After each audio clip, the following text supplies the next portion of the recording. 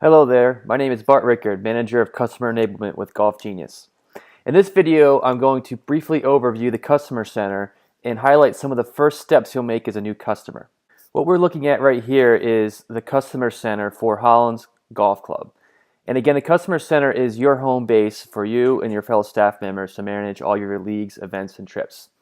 One of your first steps you're going to want to complete as a new customer is uploading a master roster. The master roster is the list of all of your members at your golf club. When going to the master roster tab, you have a few options here. Your first question may be, well, how do I upload my master roster to Golf Genius? Well, there's a few options that may be available to you. One, if you're a GHIN customer, you could actually upload the master roster from your GHIN master roster. That option will be highlighted under this tab. You could also upload your master roster via spreadsheet, or if you have a master roster through club website providers like Club Essential, Jonas, and Members First, you could have your account manager with Golf Genius set that up as well. When you have your master roster uploaded, you could go to manage it by clicking on View Master Roster and see the list of all of your members here. Maybe an email address changed for a player. You can go in here and change a player's email address, or maybe any custom fields you may have uploaded. Now let's make sure we have your scorecard of your golf course uploaded to Golf Genius. To do this, go to Customer Settings and then Course Details. Your account manager with Golf Genius may have already uploaded your scorecard, but if not, you can come here and add the course or edit it here.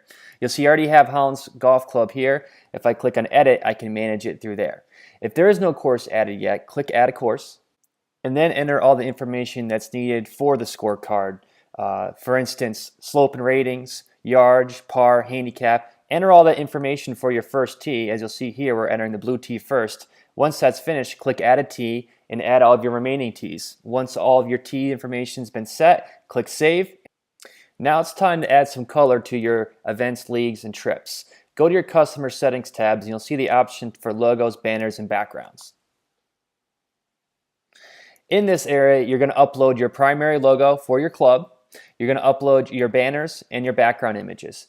So your logo can show up in areas like your scorecards, your cart signs, and other printed reports. It can show up on your event portals. It can show up on your TV leaderboard and your mobile app. The banner can show up on areas like the top of your event portal. It can show up on the top of your TV leaderboard. It can also show up as an email header for all the emails you send to your members. And finally, it might be a good idea to also add some high-resolution background images of your golf course. You can display this as a background image on your TV leaderboard or even on any of your event or league portals. Also, under the Customer Settings tabs, there's an option to add and re-invite manager.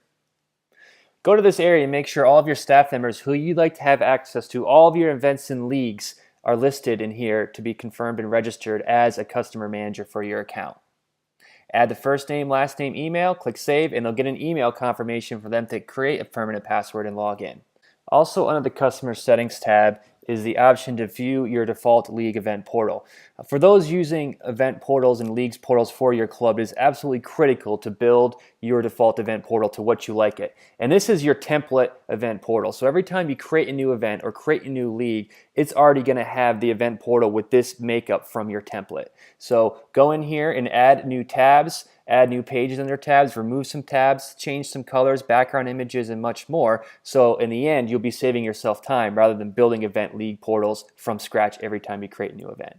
Going back to the Customer Center, under the Customer Settings tab, there's an option to view your default settings for leagues and events.